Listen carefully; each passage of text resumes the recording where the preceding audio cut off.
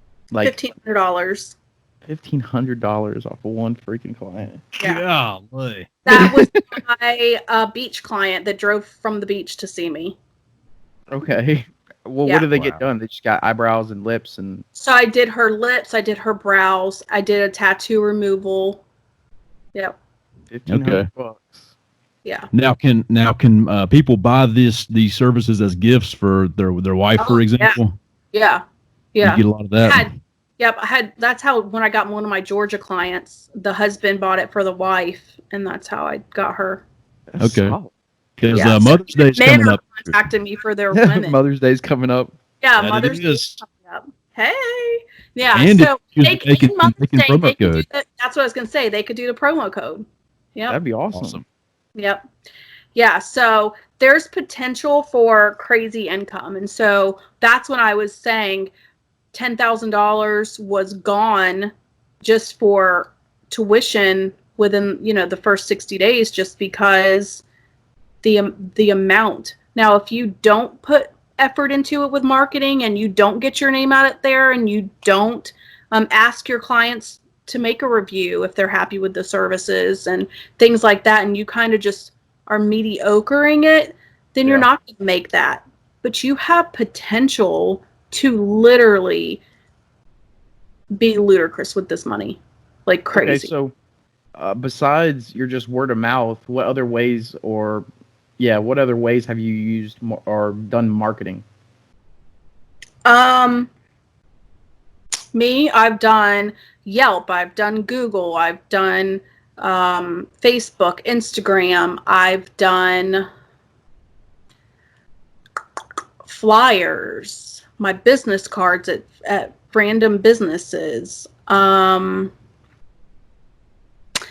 am on so I don't care what your politics are, people, but you want to market how you can market, okay? And you want to market where there is a free market. So if you can get free marketing, take it. And so I had a company reach out to me that is a certain platform, and I'm not going to say it on here because I don't want any of that lash. But they reached out to me because they found me somehow, and they literally said, "Hey, do you mind if we promote your business? Will you see this type of client?" Yeah, absolutely. Okay, do you mind that we market for you? No, go right ahead. And I've gotten some business from them, That's solid. Yeah, Good deal. because it's such a special platform. Yeah. So why not? If it's free and it's marketing and it is going to get your name out there, because that's all you want. You just want your name out there, because once somebody remembers your name, they will find you, and then they will remember your work, and that's where you'll come in and start bringing people through the door. Awesome. Yeah. So back to the income. So that per week, I want to just make sure these people understand this, because that's really fine. Why certain people would do it or not do it. Okay, I'm not going to go in debt to have a mediocre business. They'd rather sit there and do multi-level marketing if that's the case. Okay. But if you're going to do it, you want to know that it's going to be beneficial. So a good week, if you get up to 8 clients at your lowest brow service, that's $4,400. Let's say that you become consistent with that and you do that every week. You've just brought in $17,000. Oh my gosh. It's $17,600, but let's say you don't have product to cover your rent, so you take that $600 out of it a month. You've just made $17,000. That's a month, right? A month. Okay, That's so what's that a year ridiculous. looking like? 17,000, and that's the lowest. That's $211,000 a year. Oh my gosh. You want to train me? So let's think. I've offered. Remember, I offered. You guys weren't playing it. So then, if you take that, okay, the bigger picture, which is how my brain works, because when I sleep, I wake up the next day and I have like these great ideas. That's how I came up with, I need a product line. I need to sell this ointment, because this ointment's going to give me that $600 back. So now I'm back up to my 17,600. Well, then on top of that, I have an overhead for these clients, about $25 average a client.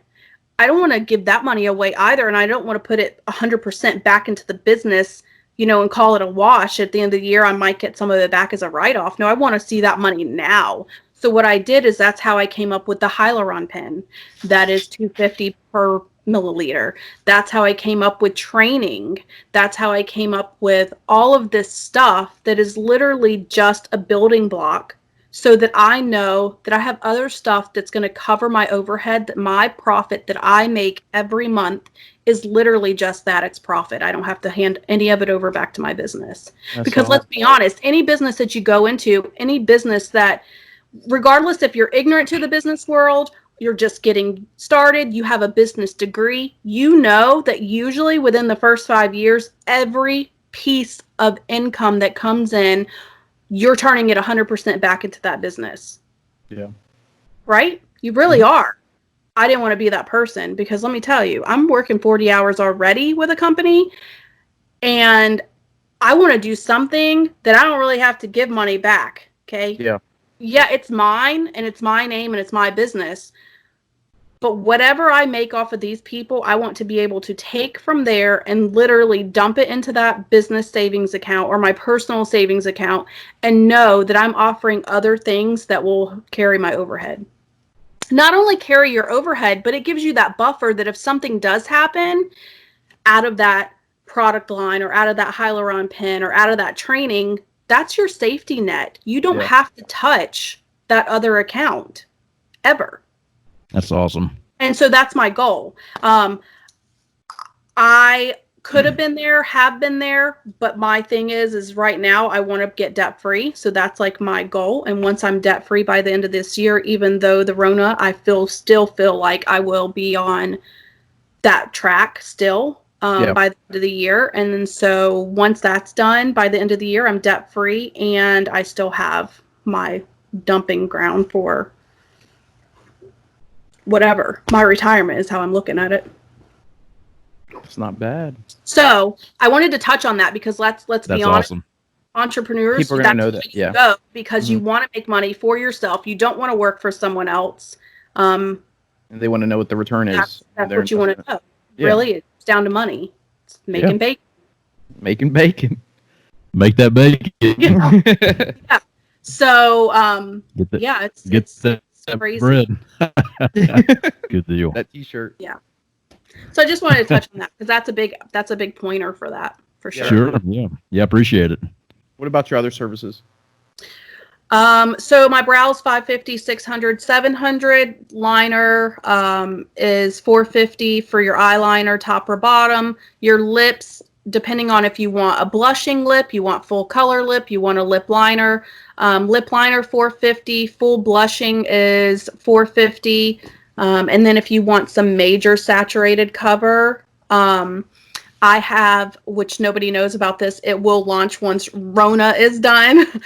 She's kind of impacting my new things. I actually came up with a subscription plan.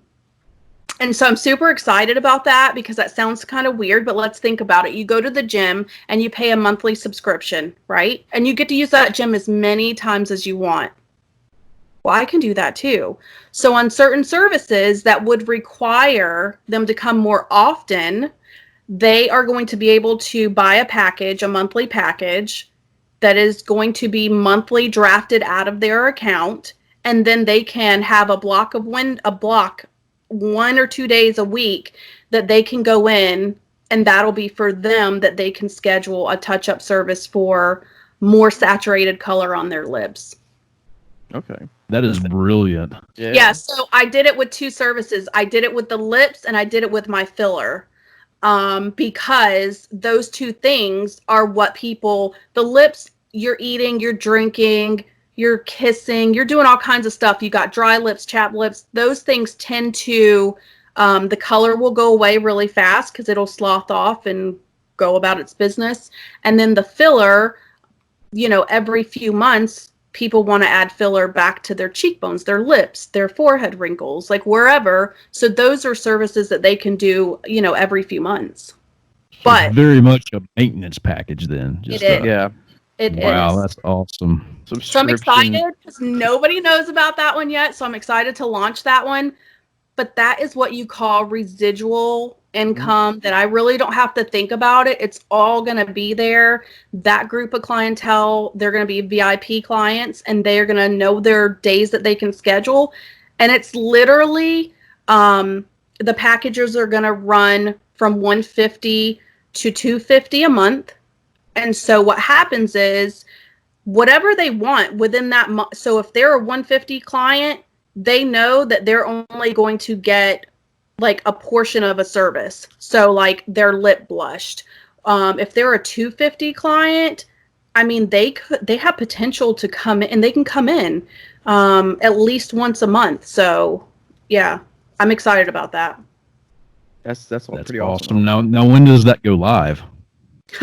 Well, when Rona leaves. So Okay. it was yeah, so it was supposed to launch April 1st. Okay. But it hasn't because we're hanging out at home and that's just what we're doing. But it will. Yeah, you guys got Are shut you- down, didn't you? Yeah, I was Like- the governor shut us down on March 25th. All Okay. salons. Wow. Yeah. So, Hairstylists, barbers, tattoo artists, all of us are shut down. wow. Got you. So services are not the only thing you offer. Don't you have a product line too? So my product line, yes, I do have a product line that's coming out. It was supposed to launch January, but as we know, well, some of us know, I actually decided to launch the filler in January, because it was a bigger return for me. And so, I went off by myself in January, meaning that I wasn't a partner with anyone before, but we were sharing a space. So we were both responsible for rent together. So we split it. Well, now I was by myself. So I was like, okay, so now I have the overhead all by myself in a totally new location. Not quite sure how that clientele would work. Would some of mine follow me? Would they not? Would I get new ones? I didn't know. So I wanted to bring in what would be the quickest turnover for money and profit for me. And it was just at that time, it was the filler. You know, some people, it's like you go to the makeup store and you're like, oh, yeah, I think I need mascara, but it's not necessary. I knew that the hyaluron pen with hyaluronic acid that does your lips, your wrinkles, that would be a quicker investment and profit for me. Got you. Wow. Yeah. So with staying at home is an e-commerce or online sales, is that something that interests you more now? So I have been working on my product line. I'm not completely done with it. I know that for sure I have a wash coming out. I have an ointment that's already been in my salon that's been retailing now. And the ointment alone covers my monthly payment for my salon. So as long Wow. as long as I have clients coming in and I sell my ointment alone, 25 pieces of my ointment, that covers my rent every month. Okay. So that's why I brought that in advanced, way back in the game, because I knew I need something that is going to, yes, this is my client, and yes, I'm getting paid a very good amount for what I do, but I don't want that money necessarily going to my overhead. I want that money going to other areas of the business or my everyday life, i.e. getting out of debt 100%. Okay. So that ointment alone covers my rent. As long as I sell that ointment to every person that I do makeup to, and hands down, it covers my rent. That's solid. Wow, that's amazing. So that was the goal for that. So the wash is coming, the ointment's already there, and then I have a brush that is being fabricated right now for me. So instead of using your hands to wash your brows or whatever you've just had done. I have this very synthetic brush that is going to be used lint-free, so it doesn't leave lint behind, that will actually be able to wash that stuff while it's healing. Nice. Yeah. Nice. So you are expanding that base of income, like all these different streams of income. Then. So it was supposed to be in April. That's pushed back, which is fine. I had to push it back for more than one reasons. Not only because we got shut down for a while, but when we got shut down, so did certain manufacturing and fabricators. So the person, the company that I was working with that was producing my wash actually had to redo what they were doing because that's not considered an essential business for them any longer. So they redid their manufacturing to make PPE gear. Oh, gotcha. Okay. Yeah. So how would you say that you've changed personally as a result of the current situation from your business? Current situation, meaning the Rona situation? Just being a business person now, how do you think you've changed personally? I mean, well, I don't know. I think you change a whole bunch, but me, I'm such a people person naturally. So I can't even say that that's changed because it hasn't. Okay, let's be honest. You also work in HR, so. Right. So background psychology, it's just kind of there. You're just like a people person. So that didn't change. I think what's changed, maybe if I had to pick it out, is I'm exercising my business side of the brain more. Okay. I'm thinking about, instead of, I'm super ADHD. That's just how it is. My brain never shuts off. I'm doing a million things. I take on too many projects. I worry about too many people, too much stuff. So I think now it has made me like, okay, I need to take care of this first. I need to take care of this, because whatever move I make is a domino effect for my business. For sure. So probably more strategic in what I do in my moves. Yeah. I had a conversation, a month ago talking about debt. Okay, I think you both know about this. And I literally could have been debt-free just a month, not even a month ago, probably like 3 weeks ago. Okay, 3 weeks ago, I could have been debt-free minus my house and the car that I just bought. I didn't do it. I paid off one of those cards and I was just like, something's not right. Like, something is telling me, like, I need to have that there just in case. Sure as shit, here comes Rona knocking on our doors. I literally said to myself, in my 20s, I probably would have been very impulsive and said, you're right, let me just get rid of it. But now, like, whatever I do affects my business, so I have to think a little bit differently now. For sure. So do you So think you would say you're more cautious than you used to be? Oh, sorry, yeah, because I used to be very impulsive. Okay. Productive, but impulsive. Okay. Yeah. So I guess earlier in your journey, did you make any mistakes that just took you a while to battle your way out of? Yeah, going into sharing a salon with someone. So that was a mistake right off the bat. Totally. Really? Even though... You know why? It benefited me? Yes. Financially, It benefited me. It did. Thinking back, I shouldn't have done that. I should have. Here's the thing, though. I shouldn't have done it. And I shouldn't have done it because I wouldn't have had to find a new location. I wouldn't have had the tiff that you have to do when you share a spa with someone. Running into her clients ran over into my clientele's time, and then that would cause grief. And it's just unnecessary tension that if I walk into my salon and my client's waiting on me, but I can't do my client because she's doing hers and I have to wait on her, by the time I get my client in there, I'm already stressed out. I can't be I mentally am just discombobulated. And then I feel like I should give this client something now because she's had to wait and I'm just meeting her for the first time. Yeah. So it was bad Makes business. sense. It was out of my control, but looking back now, I don't want someone else's business playing a part in mine. For sure. Okay. I want to be able to be in control because I know that I'm always on time. I know what services I'm giving. I know what, frame of mind I'm going to be in. I don't want somebody else interfering. So that right there, and it took me, I don't know, a good 4 or 5 months to get out of that situation. Wow. Yeah. Yeah. So if you had to do it over again, what would you have done? Would you have gotten your own place starting out, or do you think you would have had the capital for that? I definitely would have got my own place. And the only reason that I didn't get my own place is because I was ignorant to the process. I was new. I was a new artist.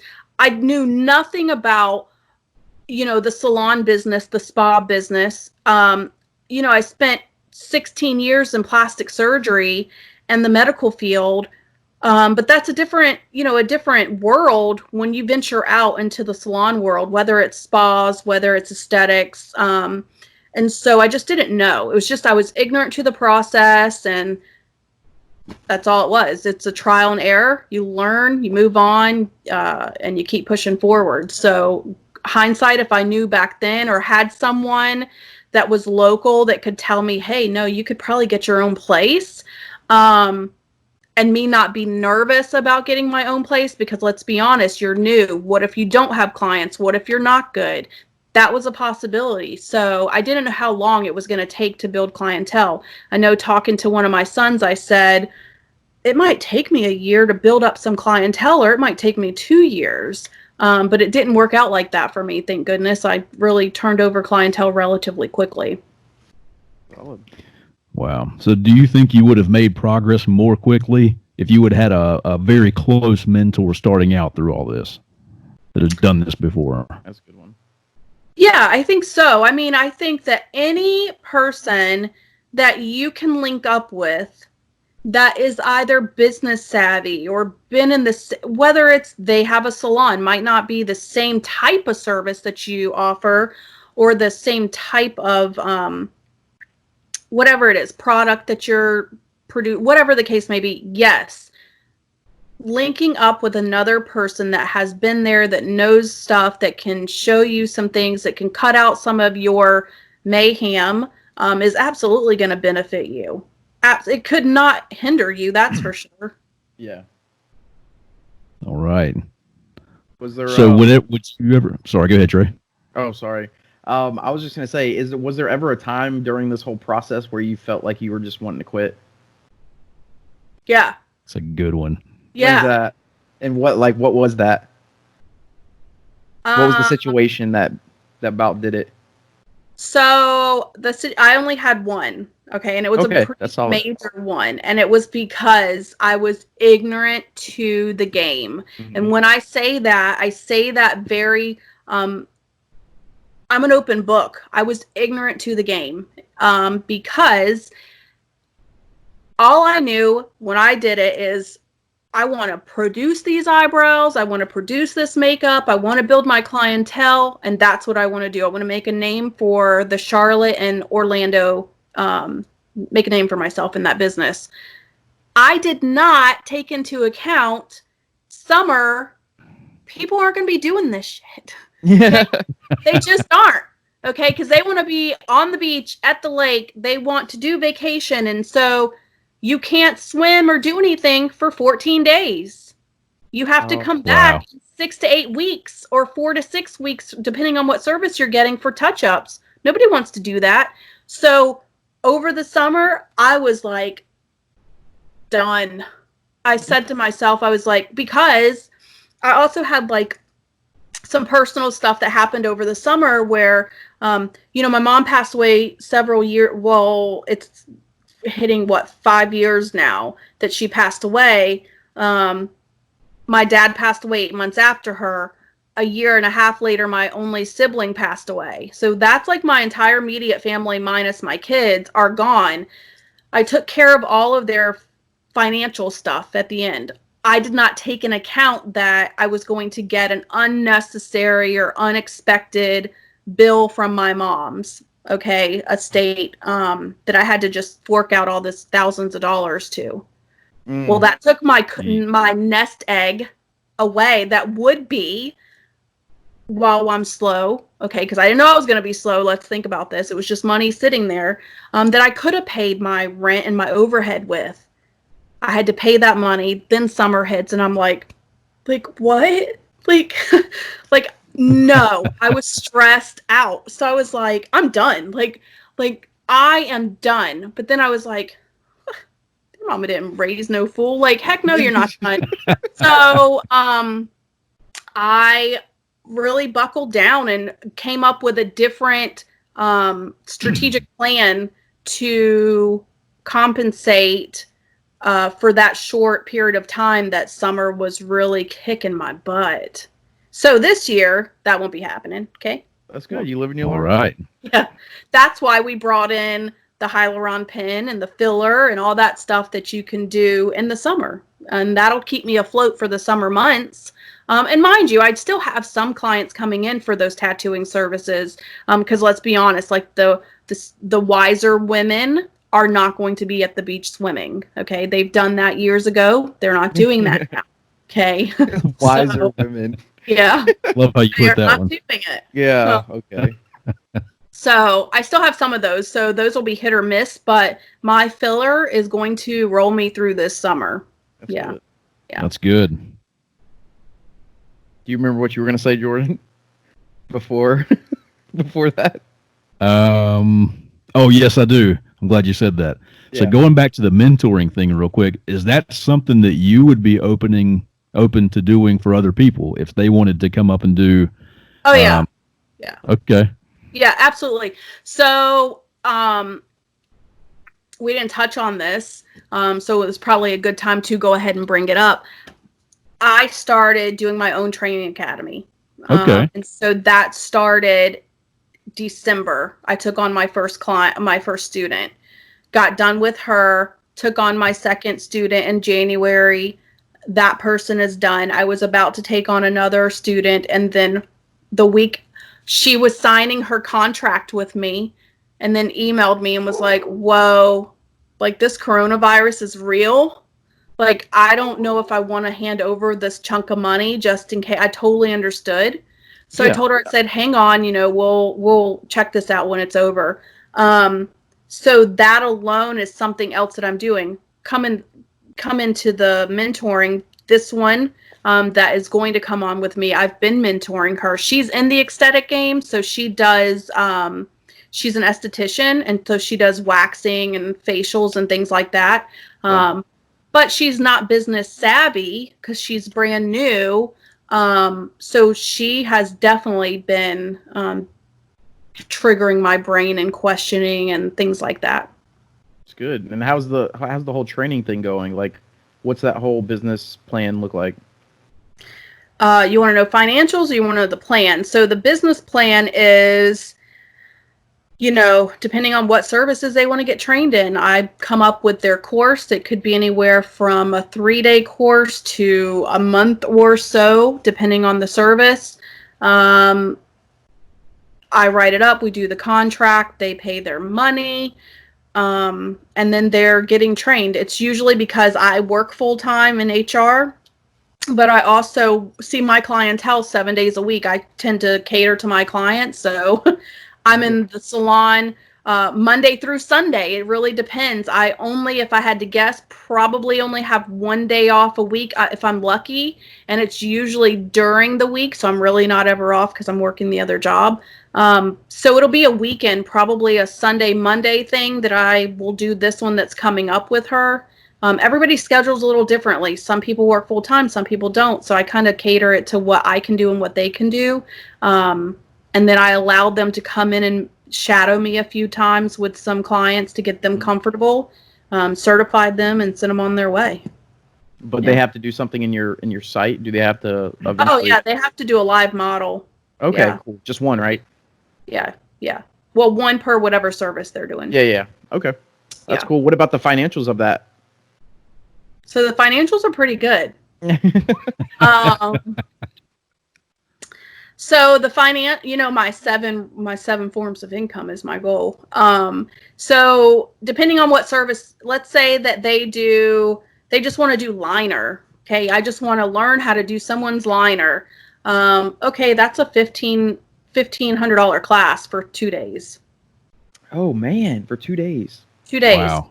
If they want to do brows, depending on what brow they want to learn, the 3-in-1 is really the popular one because you can learn all 3 brow styles for the whole thing, and that's $3,500 for a 3-day class. Oh, But based on what you said a little bit ago, they could make all of that back in 1 month, right? Oh yeah, and I give them the supplies that they don't have to. Once they're done with me, they have enough supplies to do at least 50 clientele. oh, Wow. okay. Yeah. Just thinking out loud, I don't know of any other investment vehicle, real estate or whatever, that you can make it all back in a month. Yeah, you can get it all back. That's ridiculous. No. So if I could, if I was two things, if I was married and that person could take care of my everyday life where I wouldn't have to worry about like paying my mortgage and paying my car and all that kind of good stuff and paying my insurance, my medical insurance. I don't have medical issues, but I always want it there just in case. I would venture off by myself, like hands down, like a year ago. But this insurance thing I'm trying to figure out. Okay, let's be real. And I'm an overanalyzer, which I'm glad I was, because I really thought about shipping and taking my thing December of last year and going out on my own. But something told me that, gotta wait a little bit longer. And I'm glad I did because of Rona. But Sure. I could take the income that I have now, working only about 20 something hours in the salon, and if I could double that, we'd be good. I'd be That's done. awesome. So what is your game plan future wise? How long do you expect that to, how long do you expect until you can So I don't know. First it was 2 years, and I gave myself that 2 years before I was even done with school. I said in 2 years I'm going to be off on my own. And I gave 2 years thinking, okay, I just need to do 2 years because that'll be long enough to get my name out there. I know enough hair salon stylists. I know enough barbers. I know a lot of plastic surgeons that will refer to me. And I was just giving myself that time to build up clientele and get my name out there. Okay, because some of these women that are surrounding me that already do that in the Charlotte area, some of them have been doing it for 7 to 10 years.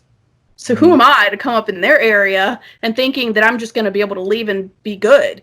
So no, I gave myself 2 years. Last December, I was like, gosh, I met my goal. Like my first goal when I first came out of school was like, I want to do at least 2 clients a week. That sounded really productive, right? But then I was like, oh, well, that's coming. So then I was like, okay, I want to do like 7 to 8 a week. Okay. Well, then that got met too. And I was like, okay, well, I want to do like 12 to 18. And I got around that 10 to 12 mark. And not only was I not sleeping because I was in the salon until 11 o'clock at night. What's the most influential book or saying, I guess, that you have ever read or heard? What drives you? That face makes me. What drives me? It's probably not a book, to be quite honest with you. Really? Okay. Yeah, no. So it's probably going to be a little different for most people. Books are great, and that might influence some people. Mine is probably my childhood. Go ahead. Oh, you want me to just freestyle it and talk about it? Yeah.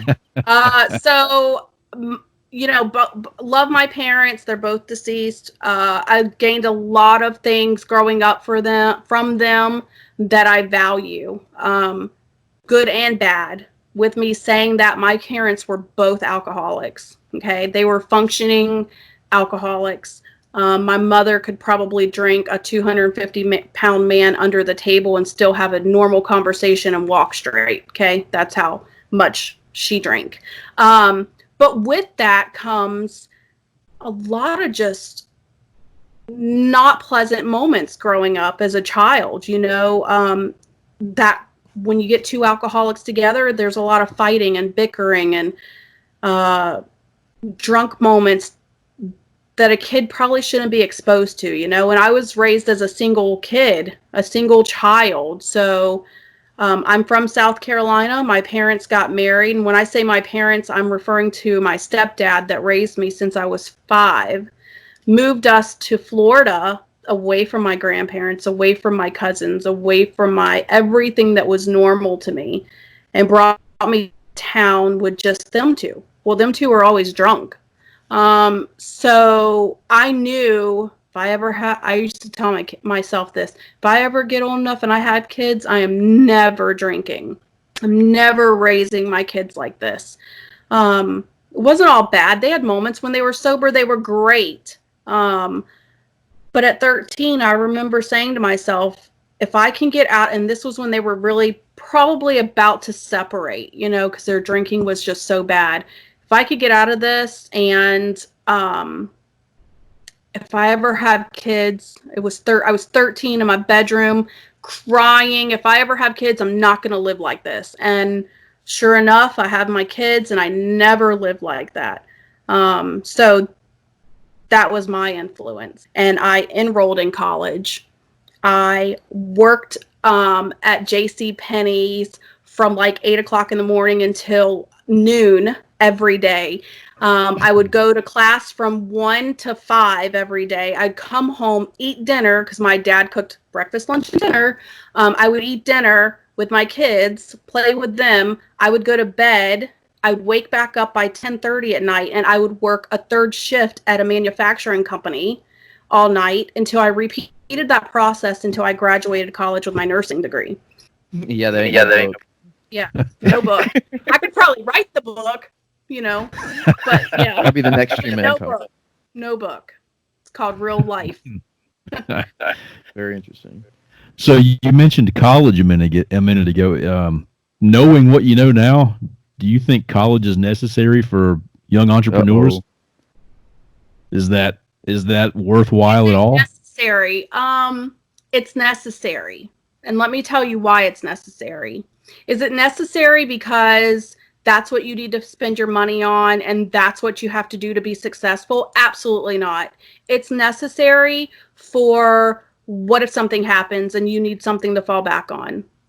What if what you do makes you happy, doesn't require the degree that you went for? That's great. Run with it. Do it.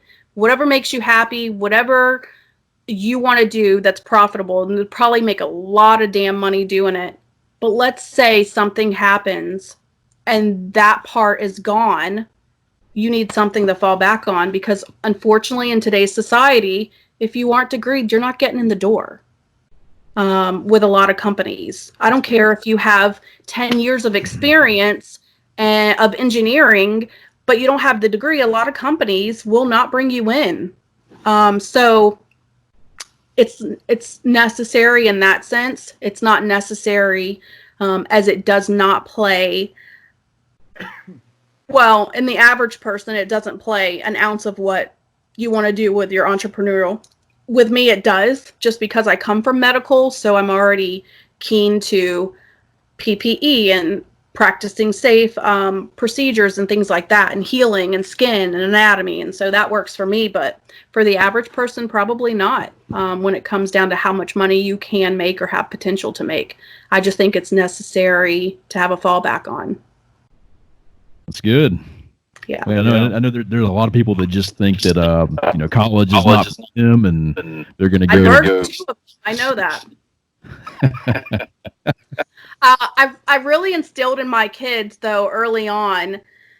I mean, they could probably tell you back from, they were probably in elementary school. You're going to go to college. Like, there is no other option. You're going to go to college. And I remember at some point, my oldest and my youngest but then my oldest decided to do it too. Is like, I'm going to go to the military. I'm going to go. And I'm like, no, the hell you're not. And I would literally, I'm not kidding, sit him down and make him watch like Loose Change and like politics and things like that. Anything politics, watching it. The presidential stuff, you're watching it. So as he got older, okay, and those opinions started to not be, I want to be just like my dad kind of thing, or I want to be just like my mom kind of thing. It came to, he's forming his own opinion. He's growing that mental process himself, which is exactly what I wanted to do. I wanted to expose him to enough because regardless of what my kids wanted to do, they were very financial focused, stability focused, because I taught them from a young age, we budget. We do this, we do that. And so they knew that whatever they wanted to do, they wanted to be financially stable. Well, he learned real quick. The military probably wasn't going to offer him that. And then he started getting into politics. And so to this day, this kid, I'm not kidding you, could probably sit down and tell you the entire history book and what's not in the history book. And so he learned real quick that that's probably not the realm he was going to go. And then my oldest decided that he was going to try out for that process, and not something I wanted them to do at all. My thing was, you're going to go to college, you're going to get a degree, you're going to get a 4-year degree, and then you can do whatever you want to do, but you're going to do that.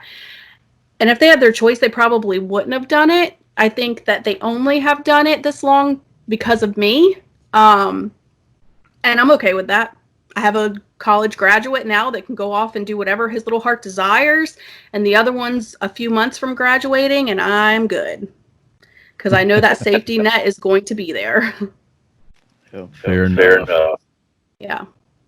Sounds a lot like my mother, actually. She forced me to go to college. I guess partially against my will. It was you have a choice of what college you want to go to, but you don't have the choice to not go to college. Exactly. So she had been saving ever since I was a baby. She was saving, and she told me, I was very motivated by money growing up, and she said, whenever you turn 18, you're going to college. If for some reason you don't go to college, you don't get any of the money that I've saved for you. It's for college. Otherwise, it's for your sister who will be going to college. So those were my choices. And I'm like, college doesn't sound so bad now. So I think I'll go. Go get that engineering degree.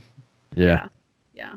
I mean, as parents, you tend to want to make sure their kids are okay. Like you do have some baby boomers and some after baby boomers that they're either to the extreme, like a baby boomer, you're going to go to school, or a baby boomer that's literally just like a flower person and goes with the wind and they don't care what they do.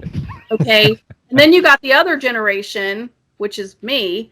And I'm like, oh, hell no. Like, we're going to have stability. Everything I do is stability. So you're going to college. Like, it's not a religion. Like, if you survive and live and I don't kill you and I feed you and I make sure that all this is okay, that's all you got to do. Just go to 4 years. We're good. I don't ask much. Just get your schooling done. Have you found that your like organizational skills have improved since you started this? I know you worked in HR, so you're kind of organized as it is, but like, no. And no. And I'll tell you why. Because what? I'll tell you why. I'll tell you why. My southern roots came out. Okay. Because I was a single mom from the time my youngest was 8 months old. And I know I keep going back to that, but that's real life stuff that really teaches you got to be organized. You have to think for 3 people. I mean, I could have been a mediocre person and been like whatever and wing it, but my brain doesn't work like that. I'm very like, you got to do this, got to do this, you got to do this. That's how I lived my life. And I think that, having a psychology background with schooling and stuff, I think that's because it was survival mode. Like, as long as I had a plan, as long as I could control the stuff, like get it into place, I was good, right? Because My parents were alcoholics, so they weren't taking me to sports. They weren't worrying about my schoolwork. They weren't really worrying about anything. I could like running, as long as I was home by the time the street light came on, we were good. Mm-hmm. But for me, raising my kids, I was like, no, we're going to do homework. We're going to do dinner. We're going to do baths. We're going to, this is what we're doing. So that I already had that in me. Okay. Now, if somebody didn't have that deck of cards growing up or life, and they lived a atypical childhood, yeah, I probably would teach them some organizational skills and things like that. Absolutely, you'd have no choice but to learn those, or you would not have a productive business. So do you have like certain routines and habits that you have practiced every single day with your business now? So my routine is pretty much the same. I just included my business. So my routine was I'm very routine. Okay, I am. And so I first wake up in the morning. The first thing I do is grab my phone. I check my bank accounts. I check the stocks now because I wanted to see where my money was moving to. I've done that for a few years with that stuff with my 401k and other small things. And then I would get up and start my day. But now I have to include, 2 other accounts for my business. So I get up and check those, and it's pretty much, I just included it in my everyday. I mean, I'm thankful the fact that I did have structure and strategic planning, and I'm very organized. Probably a little too organized. I think that's where my brain never shuts off because I feel like it has to be a certain way, but got to take what you can get. Yeah. So what is your like end goal with this business? The empire that you're trying to build here? My end goal is to franchise it out. April Spring & Co. Yep. Okay. Yep. And so and that's still in the works because during the time that I decided to do this, I was talking about it last year and just playing around with it, talking to the mentors from the academy. They did theirs a little bit differently. The Jazor name is not their name. They actually bought into the academy. Bought into that franchise. Okay. So it's different than me because I'm not going to buy into any franchise. I am going to be the franchise. So how I figured this out is I'm going to do it with my students. So that's where I'm going to start with the first. And so how I'm going to work it is I'm going to do some of my students, and I'm going to mentor the ones that want to be mentored. I'm going to stay close connected with them, and and let them know the opportunity's there. But they have to meet certain guidelines, and if they meet those certain guidelines, then I'll franchise out to them. Okay. And then so that would just look like them pretty much doing exactly what you do, but under the Absolutely. brand name. And so then, my trademark, a lot of people don't know this. So I was trained a certain way to do brows. And that certain way, I'm very appreciative of it. Okay. The technique is very beautiful and crisp. Okay. But with my clientele and what I wanted my brows to look like on my clients was not how I was trained. Would I wear their brows? Yeah. Okay. They're not bad brows the way they do them. I just know what I want. And so I actually patented a feather technique. your own That technique. that is getting patented right now so that I can put it into my material. And it's the feather technique, and that's why my brows look very fluffy and natural compared to a normal Instagram where it just looks like very crisp and uniform. Okay, so I found out in the game probably, within a year of doing it, a lot of my clients were coming to me because of that. I mean, they pointed it out to me. I knew what I liked. I knew I had the skill, I had the knowledge, I knew where I needed to be within, the honey spot, the sweet spot of the skin to make sure that this pigment and this stuff stayed, right? I didn't necessarily agree with the style, okay? The aesthetic look of it. Yeah. So I knew when I was doing my brows, like, oh, I love this. Like, this is starting to look like me, like what I would want to wear. Like, I want, when I go and look at people, like, that's what I would want their brows to look like. Because I want my clients to be able to go out and be presentable, but nobody stop and say, oh, you got your brows done? Like, I don't want that. Like, my goal is to go, they have their life, and nobody ever stopped them to say, oh, did you get your brows done? No, I just want them to say, man, your brows look good, and keep on moving. Mm-hmm. What they're going to think that they did is they're going to think that they got them waxed. Okay? That's what they're going to think that they great, did. Yeah. Yeah. So my clients would come to me and they were like, I've been looking for everyone. I've either had my brows done by someone else locally, or I've been looking for a really long time and can't find anyone that I'm happy with until I found you. I cannot tell you how many people have told me that. So then it really made me start looking.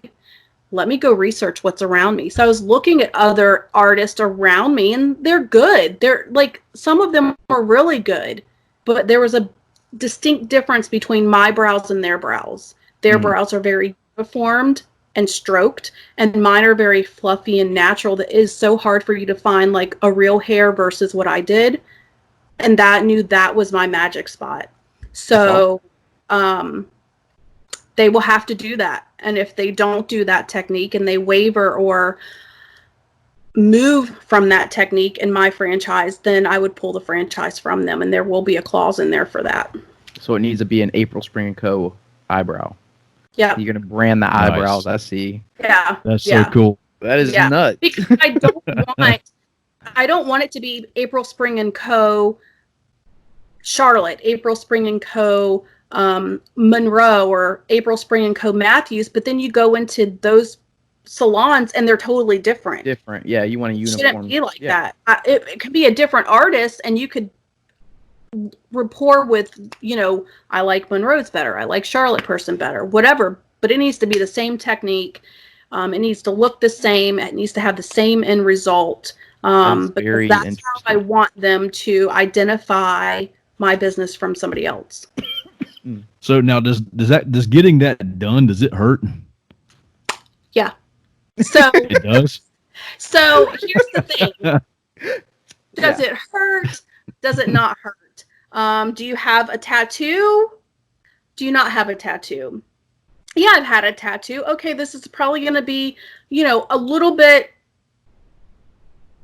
okay for you, because I'm going to use topical, lidocaine, and then whenever I do the first pass, I'm going to do a secondary numbing, and by the secondary numbing, you're going to be fine. You're going to act like nothing's ever going on. To, I've never had anything done at all, not even waxing, it's going to hurt.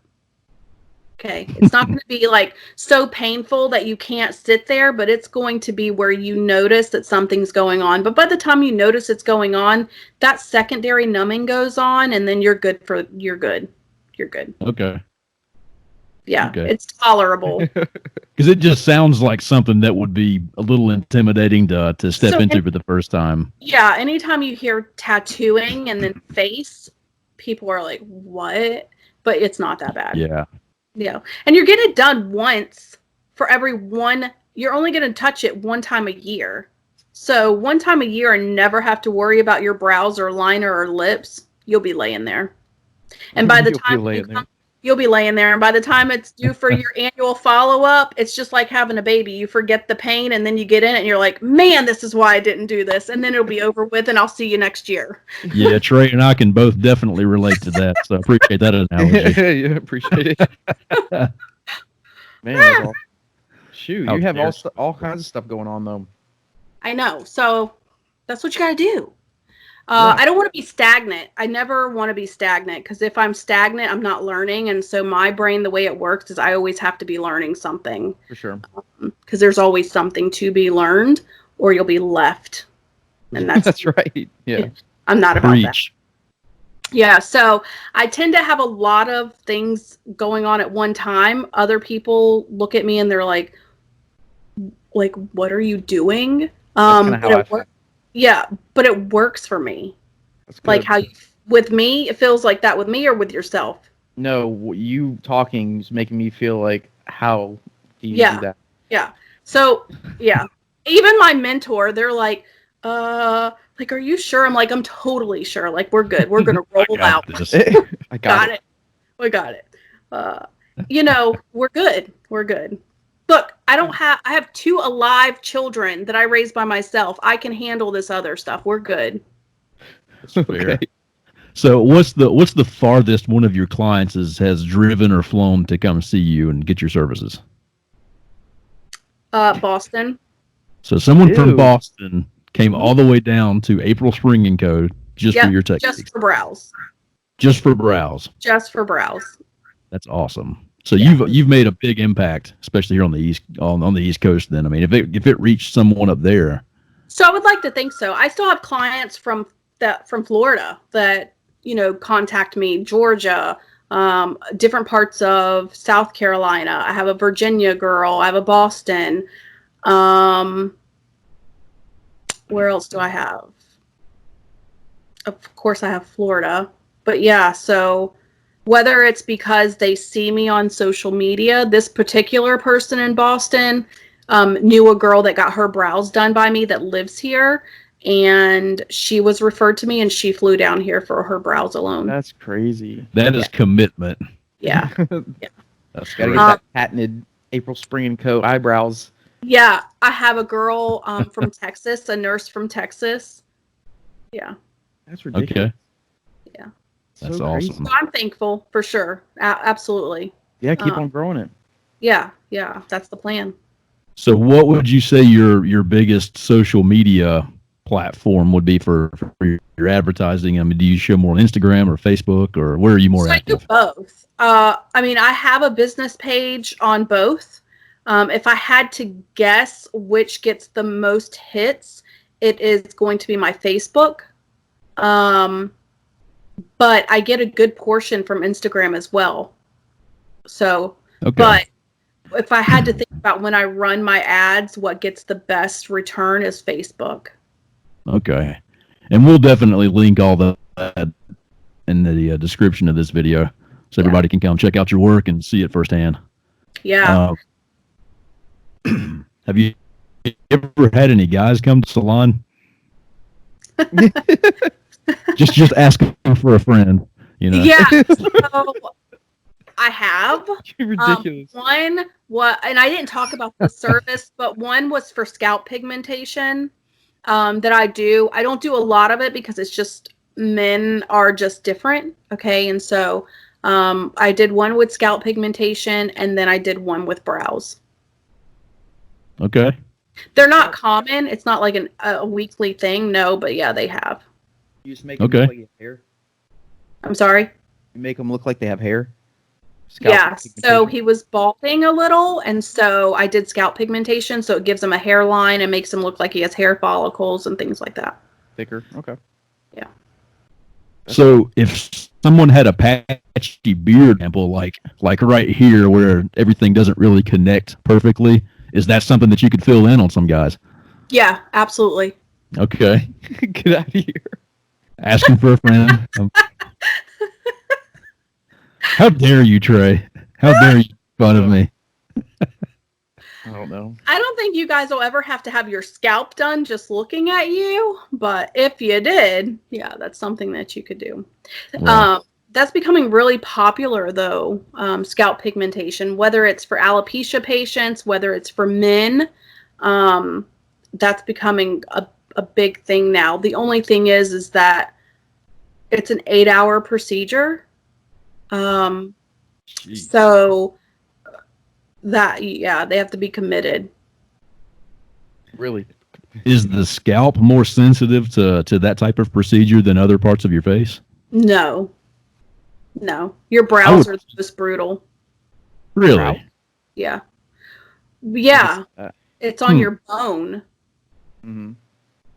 I don't know. It's just like I've bumped my head before in my scalp, and like it brought Yeah. tears to my eyes Well, versus that's you know because you're- plucking an eyebrow or something. That's because you're bonking your scalp. I'm just taking a little tiny, 12 little blade and just hitting your scalp. Yeah, It's 12 little blades just scraping And it just- across the scalp. Just impaling me with it. Yeah, that's. I don't think impaling is the right word. Let's not start. I mean, I don't know. Anyways, Okay. Impale is Um, not it, ladies. is there anything you want to like shout out or let people know what you got going on? Well, I think we they covered can that. reach I mean, I you? have a lot of going on. Well, that like I'm saying like where they can reach you if they want to contact you, anything like that. Oh yeah, so they can reach me on Instagram. My Instagram is aprilspring.co. Mm-hmm. My Facebook is Beauty by April Spring. They can reach me both there. I'm also on Google. If you wanted to read reviews and things like that, you could just Google my business page, which is Beauty by April Spring, and you'll be able to see all through Yelp, Google, reviews and work and things like that. Okay, and we'll put all your socials down in the description, so everybody can reach you, make them Yeah. appointments from Boston and whatnot. Yeah. Yeah. That's awesome. I actually had a Well, we'll definitely appreciate the time today. that I had to move back because Rona came in. From where? I was flying to Florida. Oh. And I was going to do that person while I was there, and I had to cancel my flight. Thanks, Yeah. Rona. Yeah.